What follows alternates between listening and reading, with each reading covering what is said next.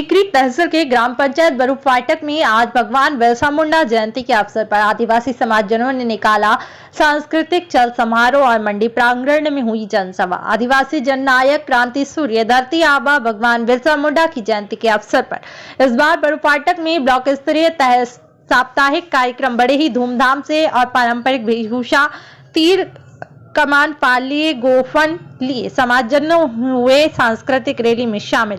अलग अलग समाज के संगठन के द्वारा डीजे साउंड के साथ शामिल हुए हैं और इस भव्य कार्यक्रम के लिए सभा स्थल मंडी प्रांगण को चुना गया है, जहां समस्त आदिवासी सामाजिक जन संगठनों के वरिष्ठ प्रवक्ता, नारी शक्ति और वैचारिक क्रांतिकारी साथियों ने अलग अलग संवैधानिक अधिकारी, पेशा कानून, वन अधिकार कानून, आदिवासियों पर शोषण, अत्याचार, बेरोजगार और अन्य मुद्दों पे अलग अलग वक्ताओं ने अपनी बात रखी।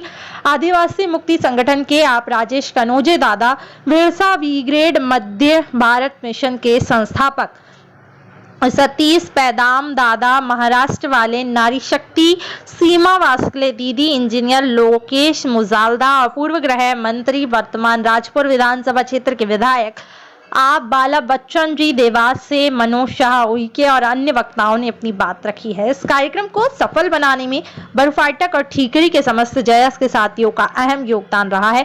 कार्यक्रम सफल हुआ।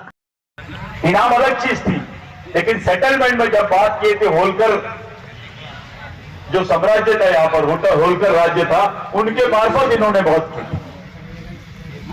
3 जिले मिल रहे थे टंडा मामा को, नहीं लिया। मेरा समाज सबसे बड़ी चीज है मेरे लिए। मैं ये जमीन के टुकड़ों को नहीं, मुझे 3 एकड़ जमीन नहीं, मेरे समाज के हर आदमी को 3 एकड़ जमीन मिल जाएगी, उसके जिंदा रहने का सोर्स बन जाएगा, उसकी मिल रहा है।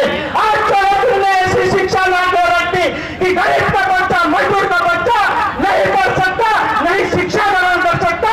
सारी स्कूलों को आपने निजीकरण कर दिया है और सरकारी स्कूलों को पूरी तरह से खत्म कर दिया है। ये कहां का न्याय हो रहा है हमारे साथ? ये न्याय हमको चाहिए और इस न्याय को लेने के लिए हमारे पूर्वज जो है शहीद हुए हैं, तो हमको शहीद होने में कोई घमंड नहीं है। आज भी हम शहीद हो जाएंगे, लेकिन हमारे दिए हुए अधिकारों को आपको देना होगा। अगर नहीं देंगे तो वही 1857 की क्रांति होने वाली है। साथियों, मैं बताना चाहता हूं कि 1857 की क्रांति क्यों होने वाली है, क्योंकि यहाँ पर जो है कैपिटलिस्ट और स्टेट, मतलब पूंजीपति और सत्ता, और आज की सत्ता पूंजीपतियों के कब्जे में है, ये हम अच्छी तरह से समझने लग गए हैं। जो पूंजीपति लोग बैठे हुए हैं, आज देखो उनके पास उनकी संस्कृति रहेगी। आज हम लोग शहरों में बस गए, शहरों में आकर जो शहरी संस्कृति थी उसको अपना लिए। हमारे गांव में जाकर हम लोग हमारी संस्कृति को भूलते जा रहे। जिस दिन संस्कृति खत्म हो गई उस दिन आदिवासी खत्म हो जाएगा, और ये जो जनजाति कह रहे हैं वो आपको स्वर्गवासी कह देंगे। तो स्वर्गवासी बनने से बचिए, हमारी संस्कृति को बचाइए। और दूसरा काम, संविधान में हमारे बहुत सारे अधिकार दिए गए हैं, उन अधिकारों को कोई पढ़ता नहीं है, उन अधिकारों को कोई बात नहीं करता। आज जब सुप्रीम कोर्ट ये कहता है कि अयोध्या में राम का मंदिर था, तो पूरा देश मानने के लिए तैयार हो जाता है, लेकिन वही सर्वोच्च न्यायालय 5 जनवरी 2011 का जजमेंट है, निर्णय में यह कहता है कि आदिवासी देश का मालिक है, तो इस देश के लोग नहीं मानते हैं। वो इसलिए नहीं मानते हैं क्योंकि जिन आदिवासियों के लिए वह निर्णय दिया गया, जिन आदिवासियों के लिए जजमेंट आया हुआ, वही जजमेंट उन आदिवासियों ने पढ़ा ही नहीं, और पढ़ भी लिया तो किसी को जो स्टेज पे फोरम पे माइक से बोलने की नहीं होती। हम इसके अलावा भी बैठक और मीटिंगें करते रहे। हमारा मकसद जो है कि आमू आता है ये, तो लोकतांत्रिक व्यवस्थाओं में, चुनाव वाली व्यवस्थाओं में वो ताकत हमको दिखाना पड़ेगा, उसका एहसास हमको कराना पड़ेगा। फिर देखते हैं कि कैसे काम नहीं होता है। 20 साल पहले अगर हमने कोई काम किए थे, ईडीएस के गुरुजी अगर हमने लगाए, पंचायत करनी हमने लगाए, शिक्षा करनी हमने लगाए, बस वही है साथियों। उसके बाद से जो मैंने भी बेरोजगारों की संख्या बताई है, मैं आप लोगों को बताना चाहता हूँ कि मैं मेरी पार्टी में जो अभी वचन पत्र तैयार होगा, मैनिफेस्टो घोषणा पत्र, उसका पूरा मध्य प्रदेश का मैं संयोजक हूँ। और अगर कोई ऐसा चाहते हो कि भैया हमको समाज के लिए ये वचन पत्र में लाना है, पिछली बार के वचन पत्र में मुझे मालूम है लगभग 71 वचनों को हम लोगों ने जोड़ा था, उस पर अमल करना भी हम लोगों ने शुरू किया था। देख लीजिए, मैं खुद अपने सामाजिक कार्यक्रमों के लिए 9 अगस्त को विश्व आदिवासी दिवस होता है, हमने शासकीय अवकाश घोषित कर दिया।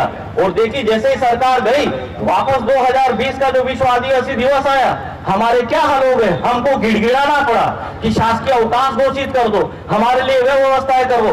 हमने शासकीय अवकाश भी घोषित किया, 89 ब्लॉकों में हमने 1-1 लाख रुपए जो ये कार्यक्रम करने के लिए हम लोगों ने राशि भी जारी की। और आदिवासियों के लिए रोजगार मिलेगा। काहे का रोजगार? डूब क्षेत्र में हमारी जमीनें चली गई, खड़े खड़े कपास पूरे डूब गए। कौन सा मुआवजा दिया है सरकार ने? हमारे लोग आवाजें नहीं उठा रहे हैं, जाना पसंद नहीं करते हैं। आज इतनी तादाद में हमारे संख्या में लोग बैठे हैं, बुरे मत बनो, लेकिन हमारे अधिकार की बात तो करो सरकार से। जब हमारे महापुरुषों ने लड़ाई लड़ी तो हम क्यों नहीं लड़ सकते? हमारे पास तो पूरी तंत्र सुविधा है, हमारे पास मीडिया है, गाड़ी है, मोबाइल है, सब कुछ तंत्र है, लेकिन फिर भी हम चुप है सरकार के खिलाफ। बोलना चाहिए। रेल लाइन डल रही है, रोजगार मिलेगा हमको? किस बात का रोजगार मिलेगा आदिवासियों का? मैं रेल लाइन का विरोध करती हूँ। जिस क्षेत्र में हमारी लाइनें डलेगी उस क्षेत्र में अन्याय, अत्याचार और शोषण ज्यादा बढ़ेगा। और बाहरी लोग, अभी जो शांति है, जो बाहरी लोग आके हमारे गांव में घुसेंगे, हमारे जिले में घुसेंगे, गुंडागर्दी बढ़ेगी, शोषण बढ़ेगा, उसके जिम्मेदार कौन रहेंगे? कौन रहेगा? गुजरात से लाइन हमारी बेटियों को उठा उठा के ले जाएंगे। रोजगार मिलना दूर की बात, आपको शोषण होगा और तुम्हारी हत्या होगी। इसलिए हमारे जो शांति इलाका है, हमारा बड़वानी जिला, उसको अशांति में न लाए, इसका विरोध होना चाहिए। हमारे लोग गुजरात लाइन होके गए हैं, उनके साथ में अन्याय अत्याचार हो रहा है तो कोई आवाज नहीं उठा रहा है, कई लड़कियां गायब हो गई है। तो हमारी जिम्मेदारी है कि मध्य प्रदेश सरकार से पूछे कि हमारी बड़वानी जिले की, धार जिले की लड़कियां इतनी जिलों से गायब हुई है, उसका पता लगाए। बताया अभी तक किसी ने नहीं बताया है। एक रेल लाइन का और एक हमारे नर्मदा पट्टी में जो जहाज चलेगा, जो नंबर 2 का काम होगा, ये आप लिख के रख लीजिए।